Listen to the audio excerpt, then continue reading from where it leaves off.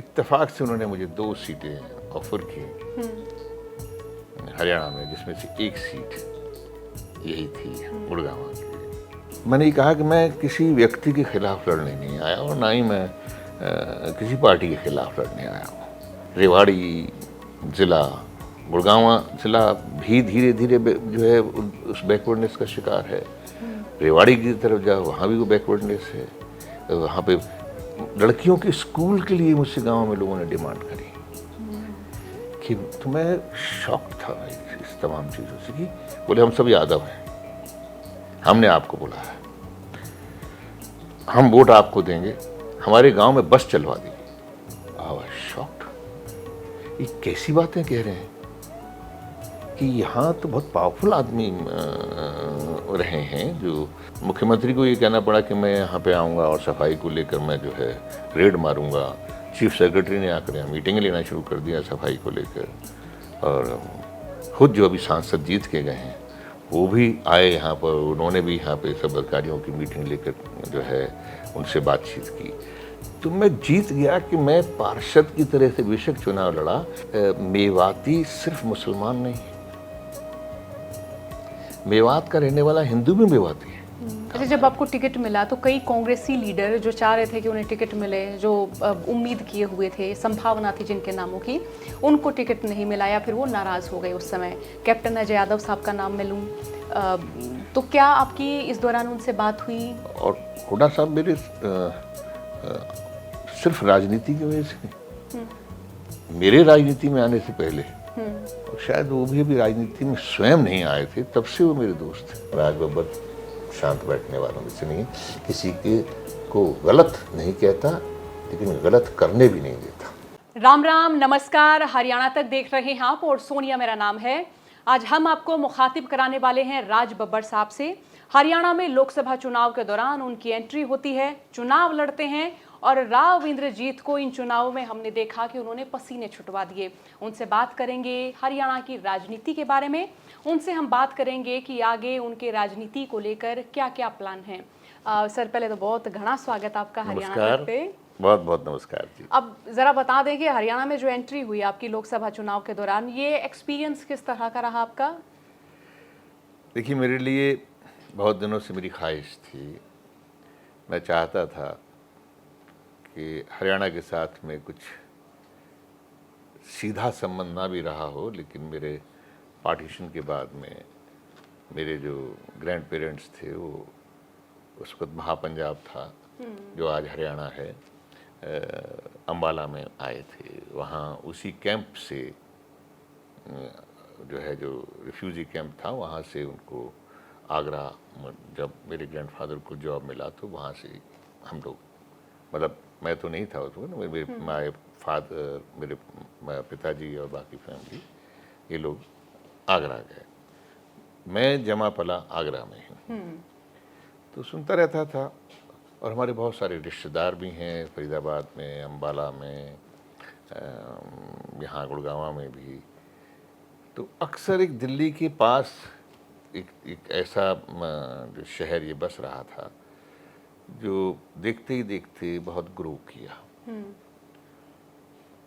मैं दिल्ली से ही गया हूँ, मैंने यहीं पढ़ा हूँ दिल्ली में ही।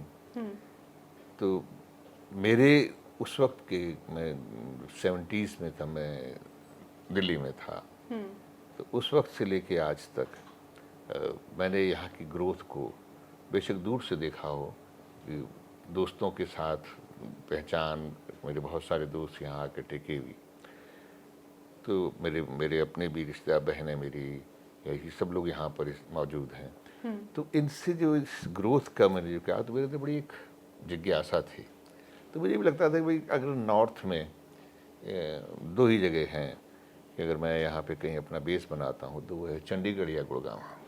तो एक शहर भी है, कॉस्मोपॉलिटन भी है, और हमारे जो रूट्स हैं ना कहीं इन दोनों शहरों में मिल जाते हैं। तो यही वजह थी कि मैंने अपने आप को यहाँ जो है, ये मुझसे कहा गया कि भाई राजनीति के अंदर, चुनावी राजनीति में तो मुझसे कहा गया कि are you interested in Haryana. हमारे जो इंचार्ज साहब थे, तो मैंने कहा आप लोग डिसाइड कीजिए, जैसे एक सिंपल होता है। तो इत्तेफाक से उन्होंने मुझे 2 सीटें ऑफर की हरियाणा में, जिसमें से एक सीट यही थी गुड़गांव की। तो मैंने हामी भर दी। तो मुझे कुछ दोस्तों ने कहा कि तुम्हें मालूम है ना कि ये बहुत स्ट्रांग सीट है। तो मैंने कहा यार बीजेपी की। तो मैंने कहा देखो मैं ये सोच के नहीं जा रहा हूँ कि यहाँ पे कौन स्ट्रांग है और कौन कमज़ोर है। मुझे ये शहर बहुत दिनों से मैं इसको देखता आ रहा हूँ और इसकी ग्रोथ को देखकर मैंने हमेशा ये सोचा है कि ये शहर है जो बसने लायक है। भाई आगरा से मैं बम्बई गया, बम्बई में रहा, बम्बई में इतने बरसों काम किया और वहाँ से फिर मुझे मेरे साथियों ने, पॉलिटिकल लोगों ने मुझे यूपी में वापस ले आए। तो मैं आगरा में 3 बार सांसद रहा। वो सीट मेरी जो है वो रिज़र्व हो गई। तो फिर मेरे लिए ये मौका था कि अगर मैं कुछ चुनूं तो फिर ऐसी जगह चुनी जो मेरी पसंद की है, और मुझे उसके लिए ऑफ़र भी हो गया। मैं जब आया था तो मैं जानता था कि मैं कोई आसान चुनाव के लिए नहीं आया हूँ, और मैं ये भी जानता था कि पिछले 2-3 सालों से मैं जो देख रहा था कि इसकी जो डेवलपमेंट ज़रूर है, लेकिन वो डेवलपमेंट ऐसे ऊंचाइयों में तो हो रही है, ज़मीनों की कीमतें तो बढ़ रही हैं, लेकिन ज़मीन पे जो सहूलतें होनी चाहिए वो नहीं है, और उसका खुलासा बरसात में हो जाता था। और ये लगातार मुझे कोई 2-3 साल से देखने को मिल रहा था। तो मुझे लगता था कि क्यों नहीं यहाँ के लोग जो है, यहाँ के रिप्रेजेंटेटिव जो हैं, जो भी यहाँ पे यहाँ के जो प्रतिनिधि हैं, जनता के प्रतिनिधि हैं, वो क्यों नहीं इन इश्यूज़ को उठाते। ये तो बहुत अहम इश्यूज़ हैं। तो जब मैं यहाँ पर आया तो मैंने बहुत दिल से बोला, मैंने मतलब किसी को, मैंने कोई मेरी कोई स्ट्रेटेजी नहीं थी।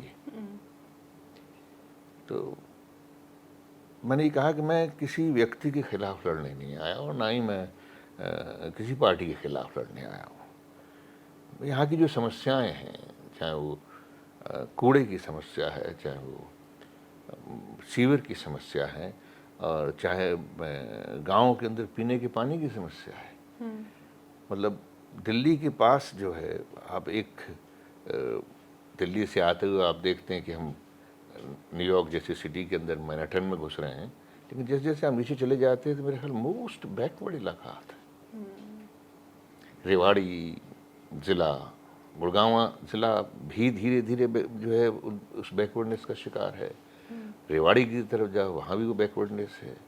वहाँ पे लड़कियों के स्कूल के लिए मुझसे गांव में लोगों ने डिमांड करी कि, तो मैं शॉक्ड था इस तमाम चीज़ों से कि बच्चियों के स्कूल। एक गांव में तो मुझे याद है, रेवाड़ी, मुझसे ये कहा गया कि साहब हमने बुलाया है, और मुझे वो आज भी मेरे कानों में वो आवाज़ गूंजती। बहुत ज़्यादा लोग नहीं थे, कम ही लोग थे वहाँ, कोई 40-50 होंगे।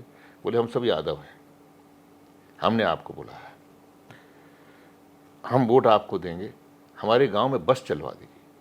I was shocked. ये कैसी बातें कह रहे हैं कि यहाँ तो बहुत पावरफुल आदमी रहे हैं, जो वही नहीं, उनका पूरा ख़ानदान जो है इस क्षेत्र में जो है बाकायदा राजा की तरह से राज करते आ रहे हैं।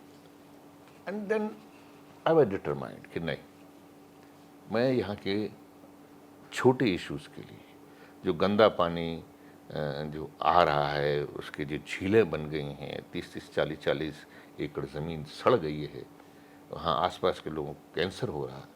मैंने कहा मैं इन इश्यूज़ पर लड़ूँगा। और मैं यही कहता था कि मैं किसी के ख़िलाफ़ नहीं, मैं किसी व्यक्ति के, किसी पार्टी के नहीं, मैं इन चीज़ों के ख़िलाफ़ हूँ, और मैं इन समस्याओं के ख़िलाफ़ यहाँ पे चुनाव लड़ने आया हूँ। लोगों ने समझा कोई पागल है, कोई मुझसे कहता पार्षद का चुनाव लड़ रहा है। बड़े बड़े नेता बीजेपी के तमाम यही कहते थे, अरे भाई ये लोकसभा का चुनाव है, ये कोई पार्षद का चुनाव नहीं है। तो मैं रोज़ यही बोलता था, रोज़ मेरे बारे में ऐसा। तो फिर मुझे एक दिन कहना पड़ा कि मैं ठीक है भाई, मैं पार्षद का चुनाव लड़ूंगा, क्योंकि मैं वोट लेके बड़ी संसद में बैठ के मैं वहाँ बड़े बड़े मुद्दों को डिस्कस करने की जो ताकत देने वाले कौन लोग हैं? यही लोग हैं ना। तो मैं अगर इन्हीं की सुख सुविधा के बारे में नहीं अगर कुछ मैं सोच सकता तो लानत है मुझ पर कि मैं इतनी बड़ी पंचायत और सरकारी बहुत बड़ी कोठी में जाके रहना शुरू कर दूँ। ये इस बात को लेकर मैं चलता रहा और उसका एक्सपीरियंस मैं इतना ही कह सकता हूँ।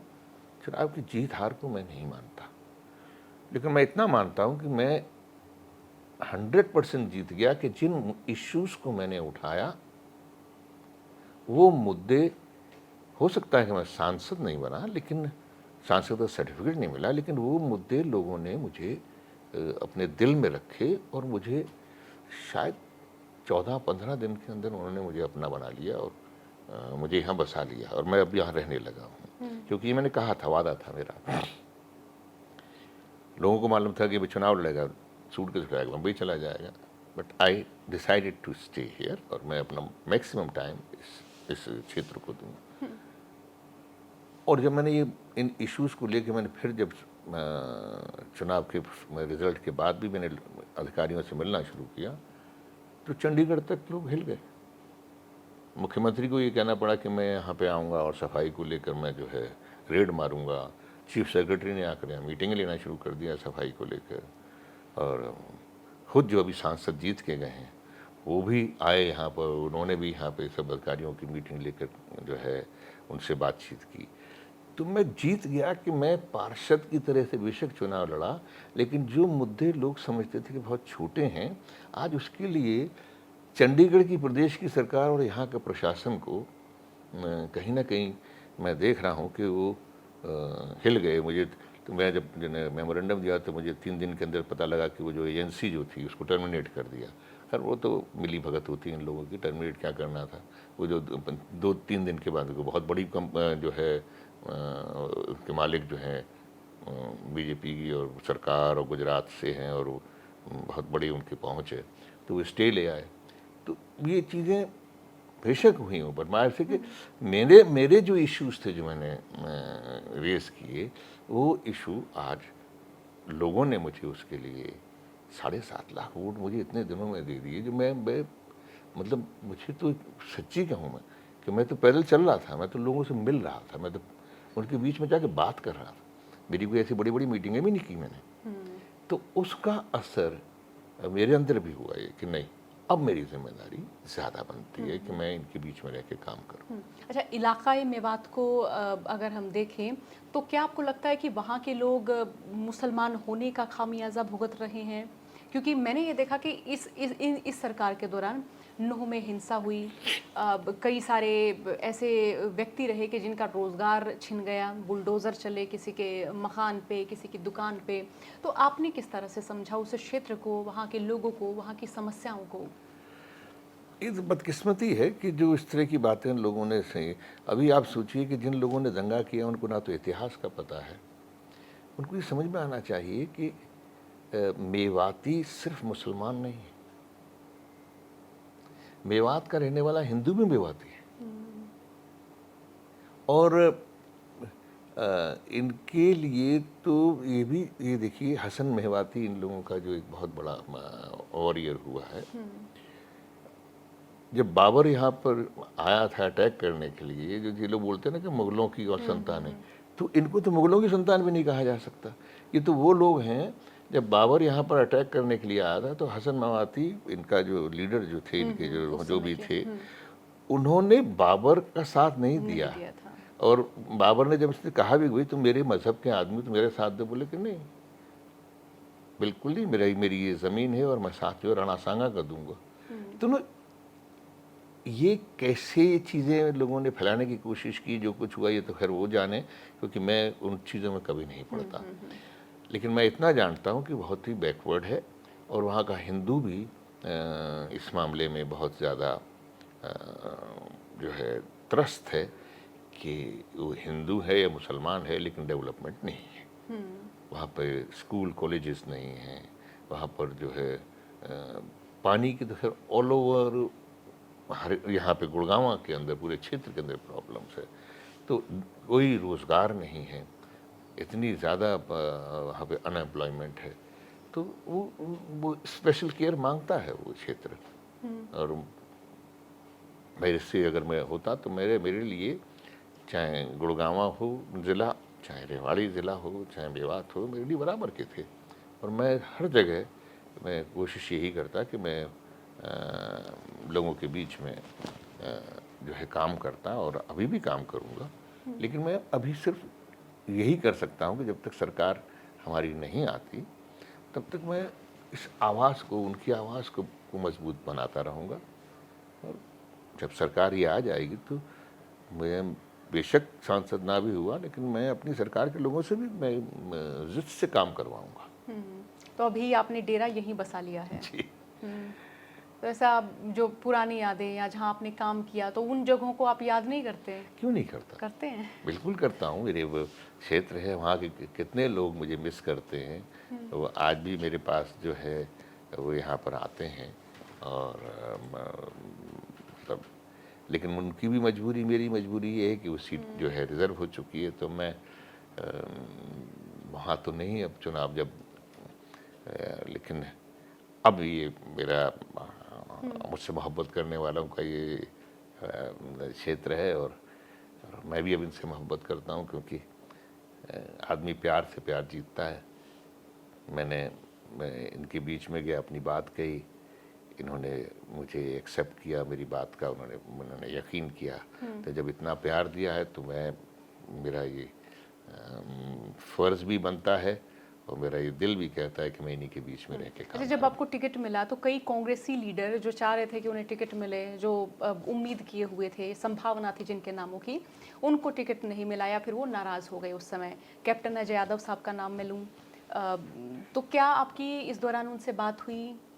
हाँ, बातचीत तो होती रहती है। अभी उनके अपने नेचुरली पॉलिटिकल लोग हैं, तो अपनी अपनी बात तो कहेंगे ही, और कहना भी चाहिए, क्योंकि कोई वो रिटायर्ड लोग तो है नहीं। तो ये तो पार्टी का फैसला था।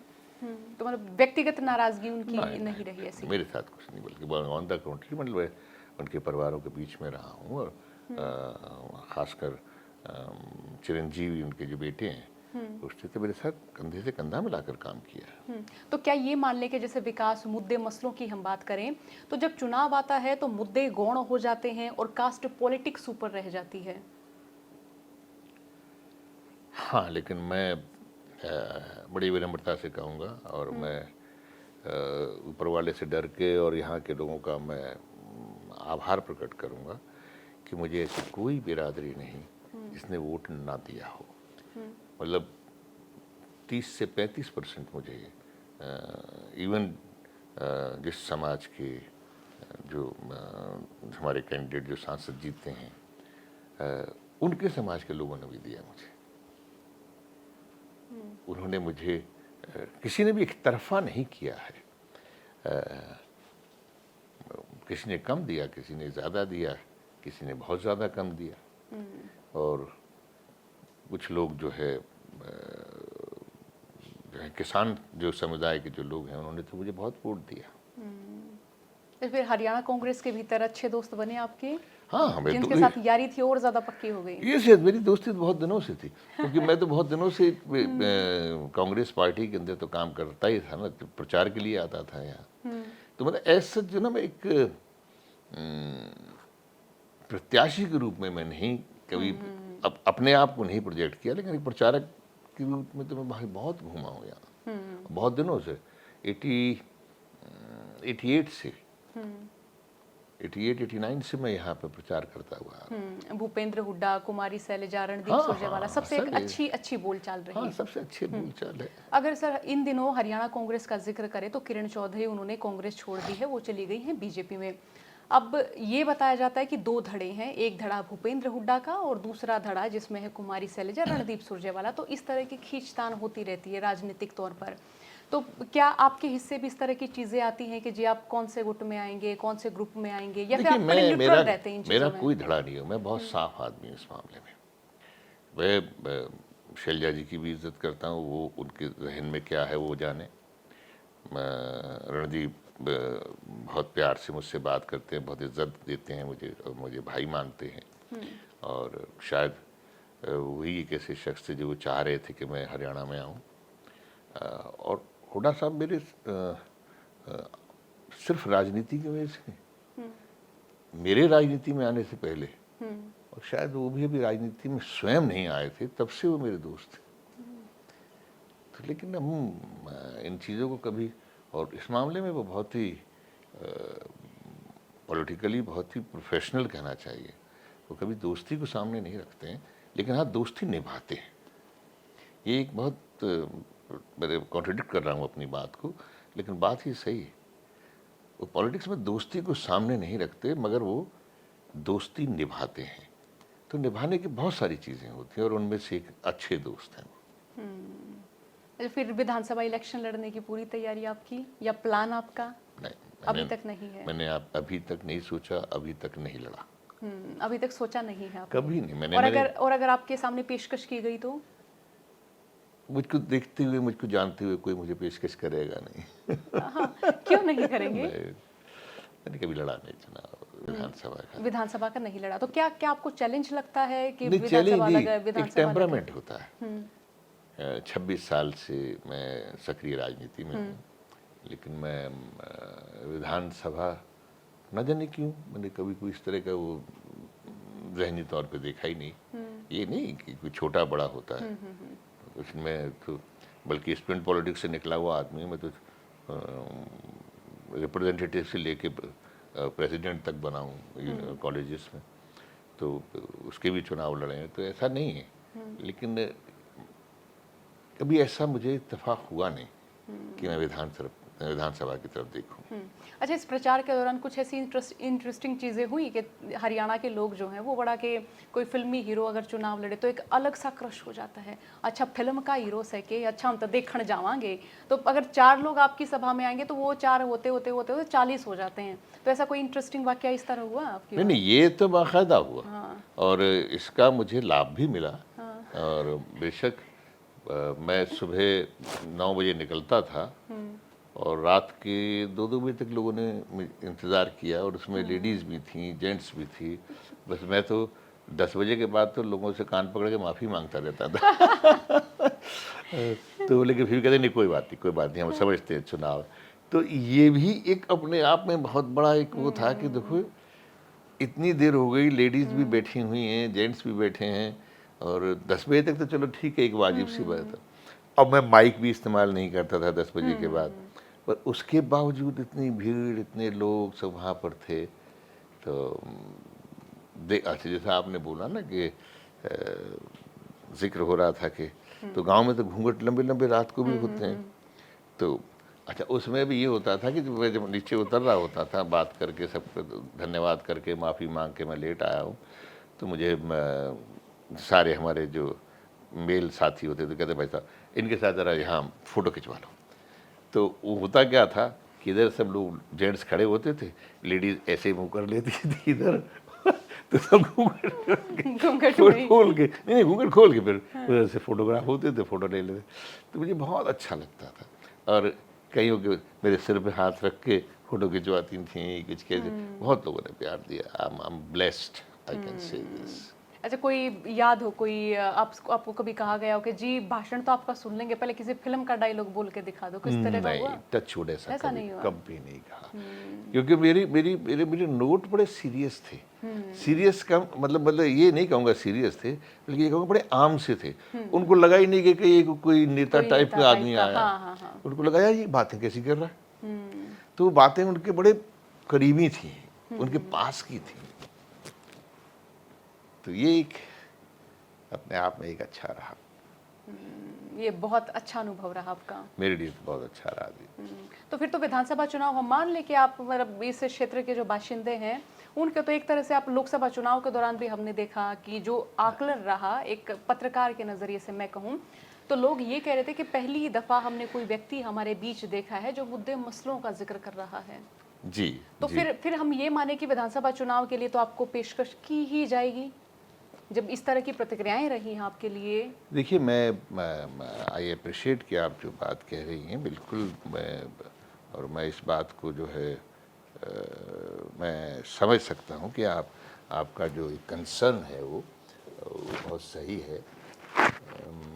लोग कहेंगे भी मुझसे, मेरे लीडर्स भी मुझसे कहेंगे, और ये राय तो क्योंकि पब्लिक के परसेप्शन से ही राय बनती हैं, और लेट्स सी, क्योंकि मैंने तो कोई ऐसा इरादा नहीं है कि मैं चुनाव में जाऊं विधानसभा के, लेकिन मुझे उम्मीद है कि कोई अच्छे कैंडिडेट आएंगे यहाँ पे जो पार्टी तय करेगी, तो मैं उनके लिए जी जान से मेहनत करूँगा।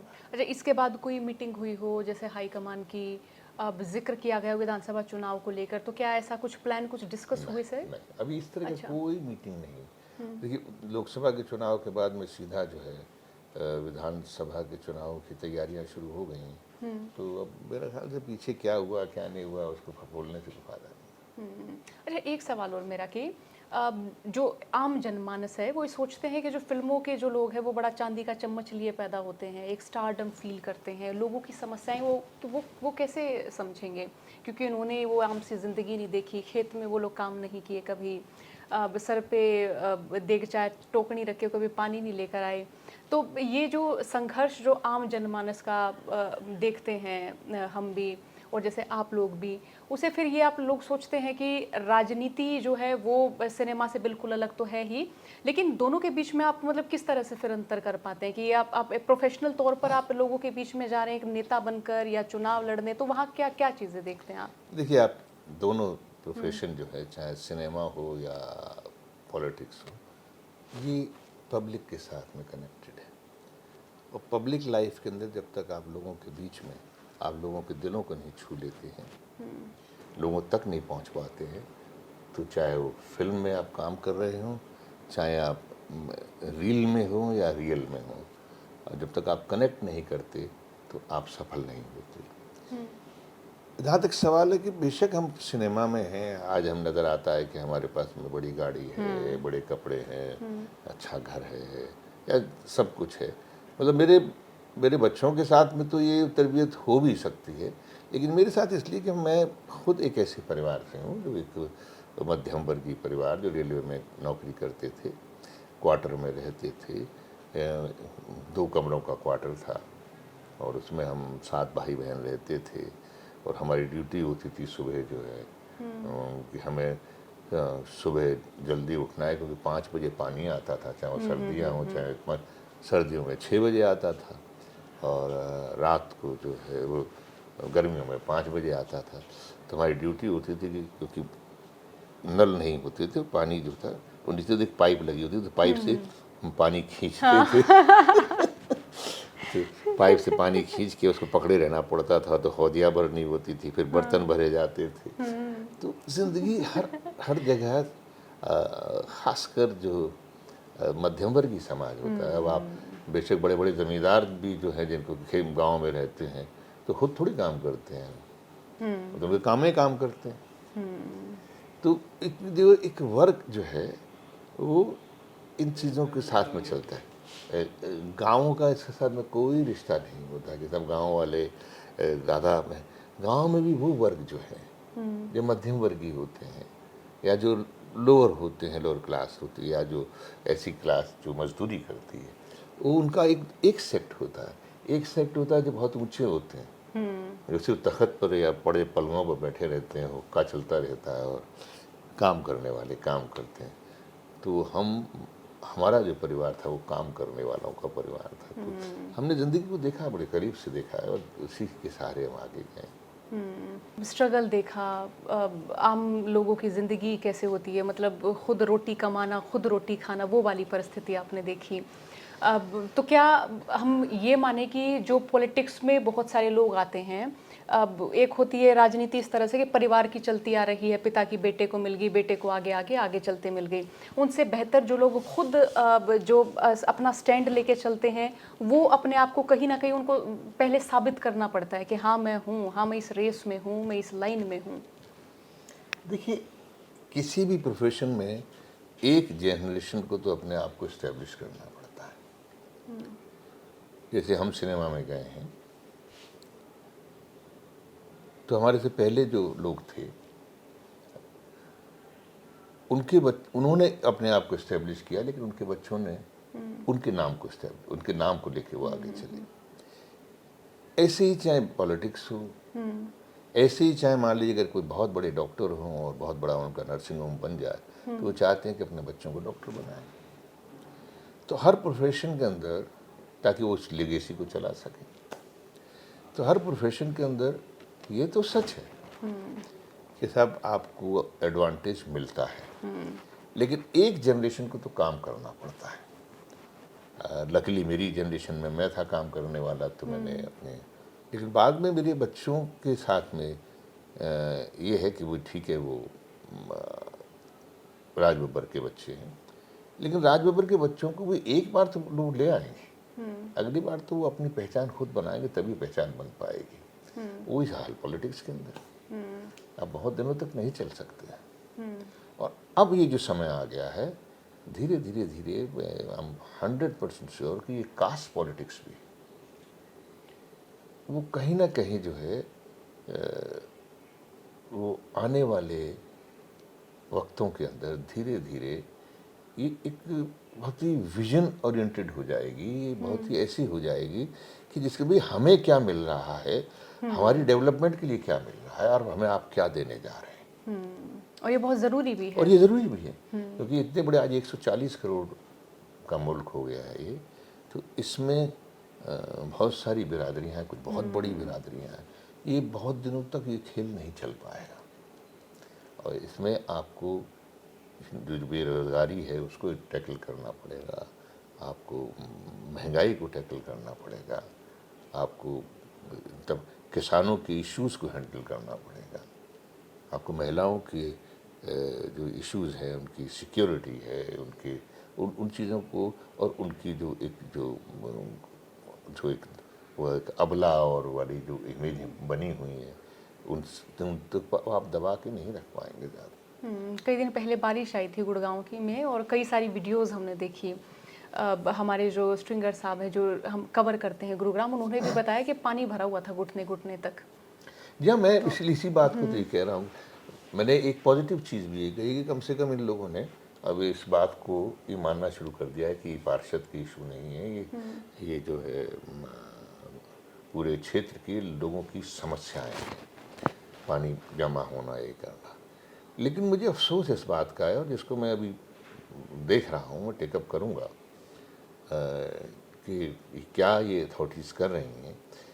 इन्होंने मुझसे भी ज्ञापन ले लिया, मुझे एक्शन करके भी दिखा दिया कि हम सफाई करवा रहे हैं, ये भी करवा दिया, और दूसरा ये भी बता दिया कि साहब देखिए यहाँ पर मुख्यमंत्री साहब ने कहा मैं रेट डालूंगा, उन्होंने भी यहाँ पे लोगों एडमिनिस्ट्रेशन के अंदर एक भय क्रिएट कर दिया।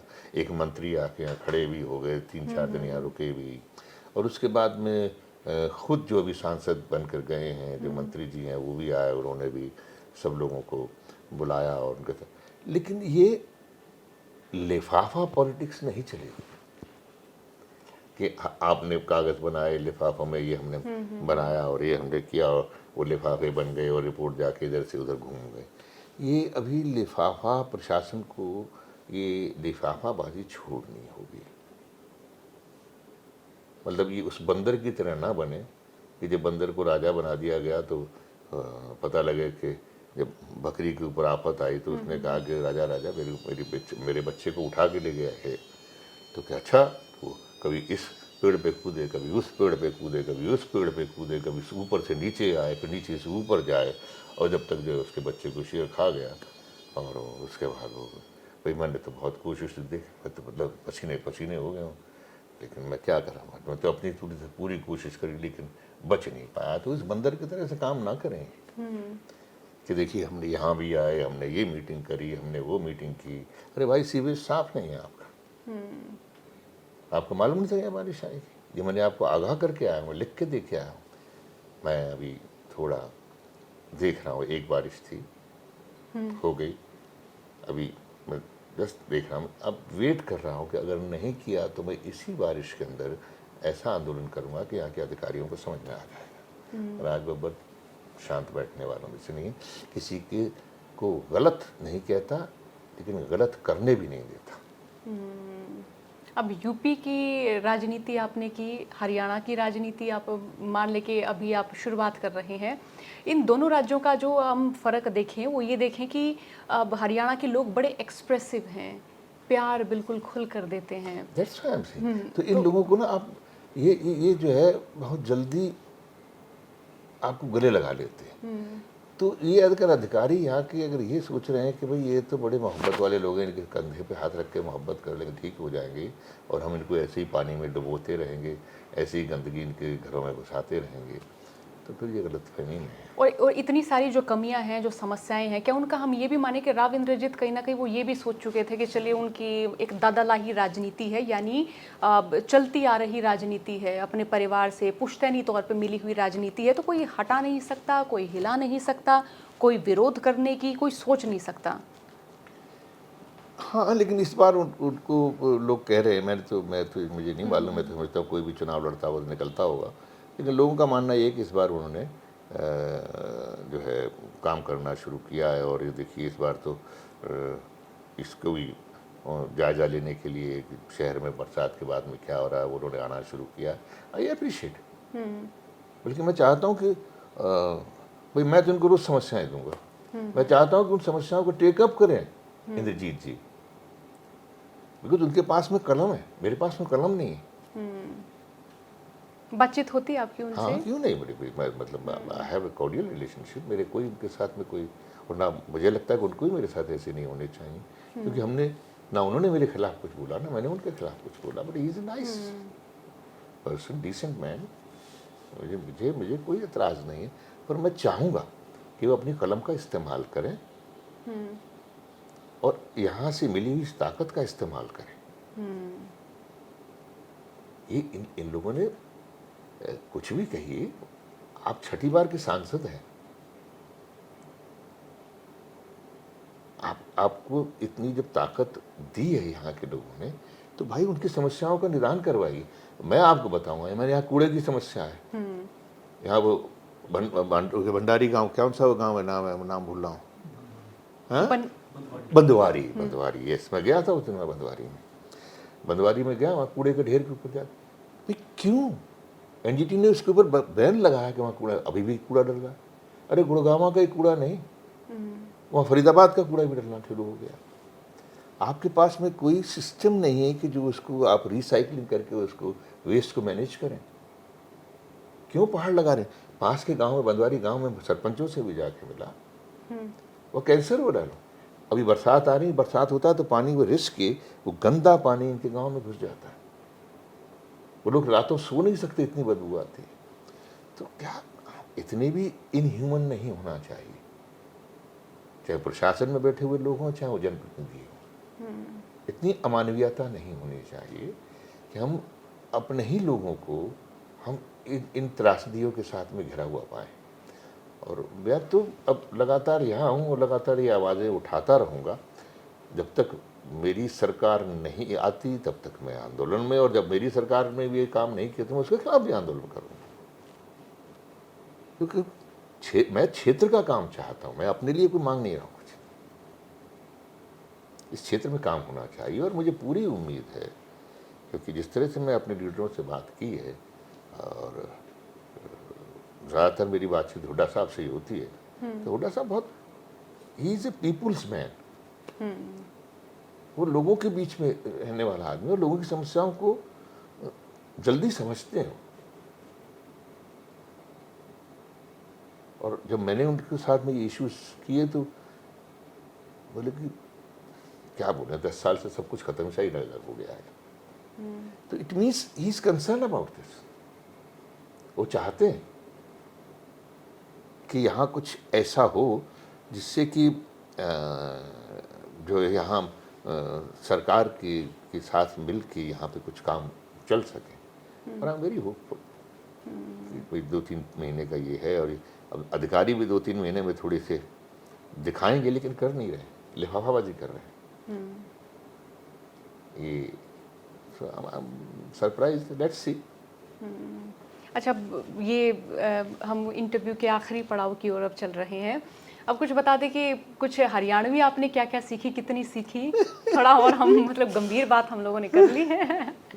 देखो जी, हाँ, ज़्यादा हरियाणवी बुलवाओगे तो मेरा मजाक उड़ जाएगा। अच्छा। थोड़े दिन अगली बार जब आओगे ना आप, अब मुझे 1 महीने का और टाइम दे दो, फिर जब इंटरव्यू करेंगे ना हम दोनों बैठ के जो है सुनिए कि हम हरियाणवी में बात करेंगे। ठीक है, तो अब एक बात हरियाणवी में बोल दो। इस चैनल ने कि इस चैनल ने सब्सक्राइब कर लो, सब्सक्राइब कर लो। वेरी गुड भाई, भाई इस चैनल ने हाँ, सब्सक्राइब कर लो। हाँ हाँ, एक बार और इस चैनल ने सब्सक्राइब कर लो। भाई इस चैनल ने सब्सक्राइब कर लो। हाँ, तो भाइयों राम राम। राम और राम। हाँ, ये बातचीत आप लोगों ने सुनी, और आपका जो प्रतिक्रिया हो वो भी हमें ज़रूर लिख कर भेजें, और कोई सवाल जो आपके हों, जो आप बब्बर साहब से पूछना चाह रहे हों, तो वो भी हमें लिख के भेजें। बहुत जल्द हम इनसे दोबारा बातचीत करेंगे, दोबारा वो बातचीत आप लोगों तक साझा करेंगे। इस बातचीत को सुनने के लिए बहुत बहुत शुक्रिया आपका। और सर आपका भी बहुत बहुत बहुत थैंक यू शुक्रिया सोनिया, सर, बहुत अच्छा लगा शुक्रिया। आपसे बात करके। कम से कम आपने मुझे मेरे लोगों से रूबरू कराया। Thank you so much. ये अपने लोग, ये हमारे लोग, और ये सारे लोग जो इनके सवाल होंगे वो भी पहुंचाएंगे। हम फिर मिलेंगे सर। प्लीज मुझे बताइए, और अब मिलिए, मैं इनके सवालों के जवाब भी दूंगा। बहुत बहुत शुक्रिया, बहुत बहुत शुक्रिया आप सभी का। राम राम।